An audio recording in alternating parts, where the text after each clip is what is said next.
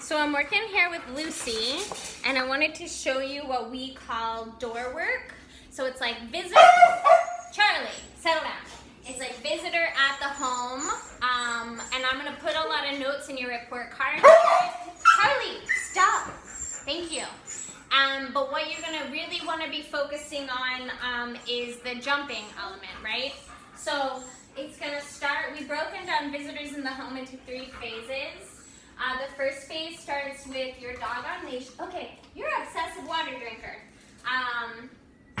You knock on the door.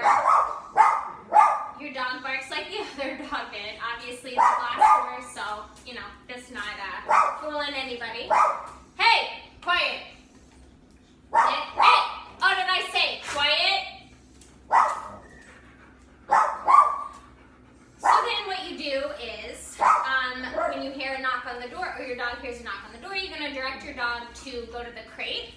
You probably have to start on leash so that, hey, I'm serious, lay down. So that you can shape the practice.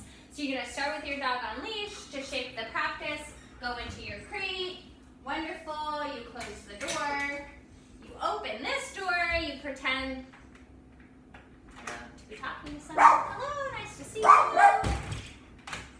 When your dog is not barking, then you can let your dog back out of the crate. Cool. That was great. You did good work. Second phase, someone that lives in the house with your dog is actually coming through that door. When that visitor is in your home, then you bring your dog out on leash to manage the jumping, right? So your dog is no longer going to be allowed to greet anyone off leash, because otherwise the jumping becomes like self-fulfilling, right? So what you want to do is manage that it doesn't even happen. So you can step on the leash, you can hold the leash down, and what you're essentially going to do to train your dog to greet people appropriately is to use the touch command. So you first have to obviously make sure your dog has a good understanding of the touch command. Touch. Good. Off. Okay. So, you know, you would make sure your dog doesn't jump. Hey, Lucy, stop. Stop. Touch. Settle down. Settle down. Stop, Charlie. Stop. Okay, touch. Yes. Now, what you would have your dog do is go touch to another hand. So touch, yes, and then you would direct your dog back. Good for cooking. So hopefully that's you understand. This hand is the stranger hand. Lucy, touch. Uh-oh. Lucy, come on. Lucy, touch. Lucy, touch, yes. And then you direct your dog back away. I know, the glass door is very distracting. So that's what you're gonna do. If you're having company over and you don't want to do any training, put your dog in the back room well in advance of that happening.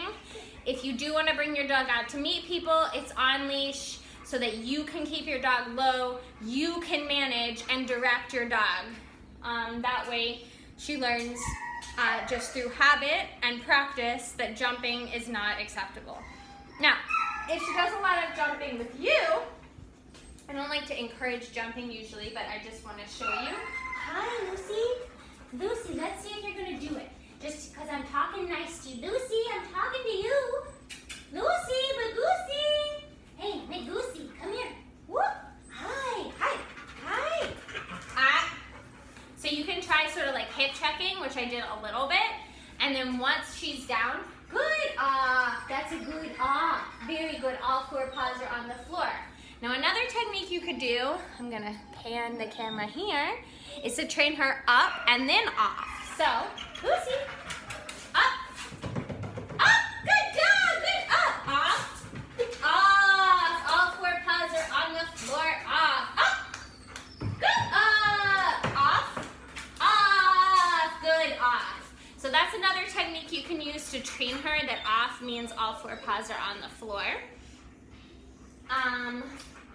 And like I said, walking through her, hip checking her, or even bouncing back when she goes to jump on you are some of the best ways to make sure that it's not like she's not really making a lot of contact with you, so that it's not a habitual thing that she keeps doing.